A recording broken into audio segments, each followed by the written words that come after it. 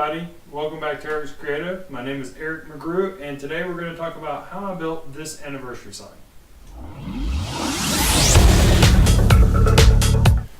So yesterday, or at least of shooting this video yesterday, I put up on Instagram and Facebook and Twitter and all the social medias and all that kind of stuff a photo of this sign once again. This sign is not new. It's around 12 years old or so. And I made this sign probably on, if I remember correctly, our third or fourth anniversary that my wife and I had. Yesterday marked our 15th anniversary, which is what brought this sign back to mind. And to me, that's pretty cool. Not only that I love my wife so much, but we have such a cool sign. So today I thought I'd kind of go over on Eric's Creative how I actually made this sign. Now, I will be honest and let you know that when I made this sign, I was working in a sign fabrication shop. We made big pylon signs and all kinds of cool stuff. And at that time I was working there, so I made this sign while I was there. That being said, there's nothing that I did with this sign that you couldn't do with most relatively basic tools in a shop. And I'll go over what I did and what some of the alternatives that you can do in your own house are. And in the future, I'm sure I'll make some kind of sign that kind of shows what I'm talking about.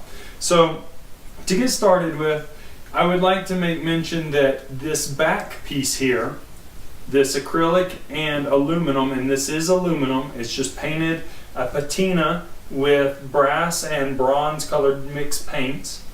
But this was actually made for another sign for a client. It was supposed to be like an airport or mall hanging sign that goes over the door of a company, and they were supposed to be double facings, one on that side and one on that side. That being said, I did actually make this portion as well. It was just one of the leftovers from the company, and they let me have it so I could make this for my wife. So what I did was, first off, we did cut these aluminum pieces on both sides and the acrylic out of a piece of 090, well, the aluminum's 090 sheet, and we cut it on a CNC 4x8 bed router.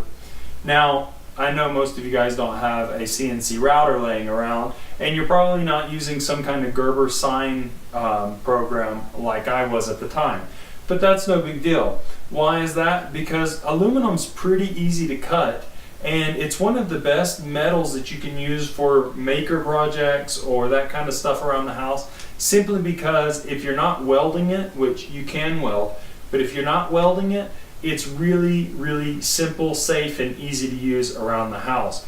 So with a traditional bandsaw, or I have one of these little saws that they call a Blade Runner from Rockwell, that use jigsaw blades, but it goes upside down, and it's kind of like a I can't remember the name of that saw, but it's one of the jeweler's saws, like the little table saw.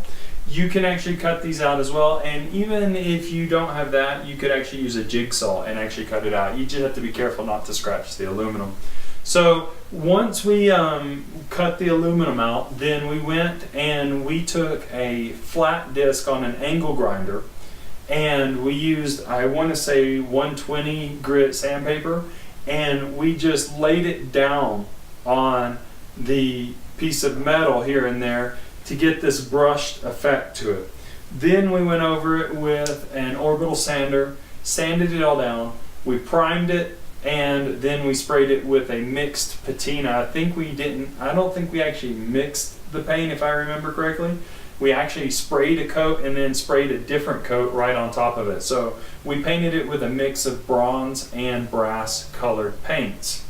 That gave us this background piece here. So it was actually pretty simple. Now, as for the acrylic, that wasn't too hard either, because all we did was took, I want to say like 600 grit sandpaper, something like that, and we used an orbital sander, and we sanded this until it frosted, and we actually sanded both sides of the acrylic. Now, that being said, one key factor to making your frosting of your acrylic turn out good is to not just sand it, but sand it for a few seconds or maybe half a minute, and then sand it on your leg or on a piece of cloth you have off to the side to unload that acrylic plastic from the sandpaper. because you don't want to get those little hard nodules of acrylic, because the acrylic gets heated up when you're sanding it, stuck on your sandpaper, which will then start to make these swirls in this and not give it an even frosting. So it's really important that you sand a little bit and then you unload it. I usually use a pair of work jeans, and I just sand my jeans to get the sandpaper clean of all of that grit, and then sand a little bit more, do the same thing. It's not a bad idea to wipe the acrylic down as you're doing this to keep as much dust off of it as possible. It can be time consuming, but as you can see, it can turn out really, really nicely. And then as for this piece here, now once again, this is actually an 1/8 inch piece of white sign acrylic, and we have 2 layers of vinyl on top of it. So what we did with that was I designed this shape first. I drew it out and then I converted it into a vector, which you can actually do all the vector work in Illustrator if you want as well, or one of the open source vector programs. And then we had it cut out on a CNC router once again. Now, once again, you could use like that Blade Runner saw, or you could use a band saw or anything, a jigsaw, to make these as well. It would just take more effort and more time, and then you'd have to go back with files and sandpaper and do it. But you could actually do it. So once we had the shape finalized for this, then what we did is we cut out a piece of chrome vinyl that was larger than the overall shape of the acrylic, and then with a light water and dish soap mix in a squirt bottle, we squirted down the white acrylic after having cleaned it off really well, because you don't want any dust on it or any grit if you can help it. And then we sprayed it down with a light mix of soapy water, and we laid the chrome vinyl right on top of that. What that does is it allows you to work the vinyl without it adhering instantly, so that you can get all the air bubbles and make sure there's no grit. Like we laid it, we found there was a little bit of grit we had missed, so we went back and got it off, and then we laid it again, and then you let it dry. And once it dries, it's on there permanently, just like you had laid the vinyl on there without soapy water.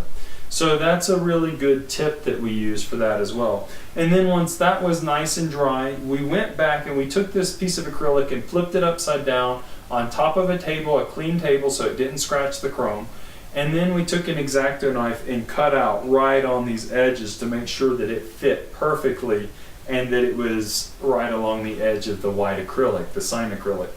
Then we went back and we took the orange vinyl that you see here after it was plotted out. So at home, you'd probably have to have somebody plot this out if you don't have a plotter at home. You could probably hand cut it, but it's not going to turn out as pretty.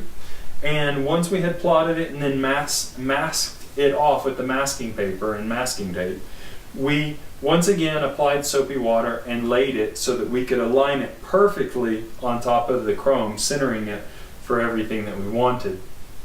Once all that was done and it was dry, then we went back and we took the acrylic here, the sign acrylic here, and we flipped it over and we put these little standoffs on the back of it. Now, we used acrylic weld, which is a chemical that actually makes 2 pieces of acrylic melt and bond together. You could use super glue or an acrylic epoxy, or any of like the Gorilla Glue epoxies or anything like that that you might find at the store. And then once those standoffs were strategically placed to give it strength but also be hidden, once that was all dried, we put a dab of silicone on each end of the standoffs that were going to be mated to this piece of aluminum that was painted with a brush finish. And then we set it down where we wanted it, and if you'll notice, it's actually not centered on the bronze aluminum here. It's actually offset just slightly, just to give it that kind of retro feel, which is what I specifically wanted. And it's for the purpose of hiding this little nodule that was designed for the original sign this was made for. So now you'll never know it's there unless I tell you, of course, but now it's hidden and it gives it a very retro feel. And then once the acrylic was placed on top of the aluminum with the silicone applied to the standoffs, we put books on top of it with a towel so that it didn't scratch, and left it over the weekend. That way it had plenty of time to make sure that it actually adhered strongly to the aluminum.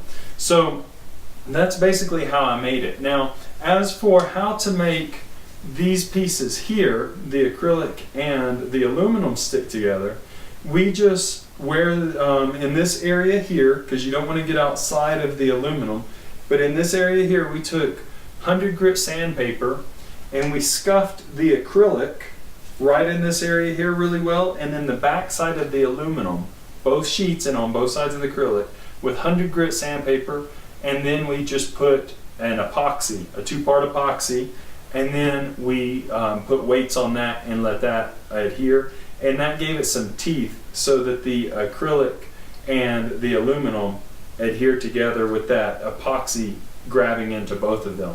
And that's what we did on both sides. So you have this firmly affixed to the acrylic, and then the acrylic firmly affixed to this this aluminum piece here. And then we just used a drill press and drilled a couple of holes up here at the top, as you can see. And then these are just little hanging cables with crimps at the end. And we just used pliers to apply the crimps as we needed, and then used pliers with a wire cutter to cut off the end of the wire where we needed it to be cut off. And there you go. There is the sign that I made for my wife some 12 or so years ago. And here soon I'll be hanging it in the house. I'll show you how I'm going to do that, as well as I'm going to make custom hangers for it. So hope you guys enjoyed the video. Please don't forget to give me a thumbs up and subscribe to the channel. I'd really appreciate it.